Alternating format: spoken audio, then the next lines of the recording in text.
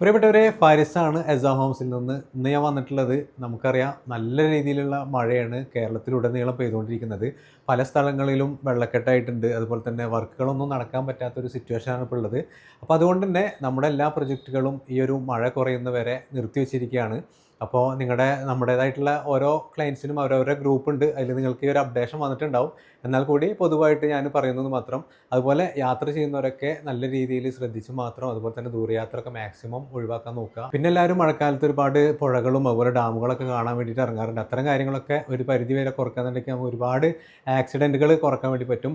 പിന്നെ നമുക്ക് പറയാനുള്ളത്, നമ്മുടെ പ്രൊജക്റ്റിൻ്റെ ഓരോ സ്കെഡ്യൂൾ ഉണ്ടാവും. അത് പ്രകാരം നമ്മളെല്ലാ പ്രൊജക്റ്റുകളും പോകുന്നുണ്ടാവും. 1-2 ദിവസം നമുക്കൊരു ഡിലേ വന്നാൽ കൂടി നമ്മളത് തിരിച്ചു വരുന്നുണ്ടാവും. നമുക്കിപ്പോൾ കാസർഗോഡ് മുതൽ ഏകദേശം ഓൾ കേരള പ്രൊജക്റ്റുള്ള രീതിയിലാണ് നമ്മൾ പോയിക്കൊണ്ടിരിക്കുന്നത്. തീർച്ചയായിട്ടും അടുത്തൊരു അപ്ഡേഷൻ വരെ നമ്മൾ വർക്കുകൾ ഹോൾഡ് ചെയ്ത് വെച്ചിരിക്കുകയാണ്.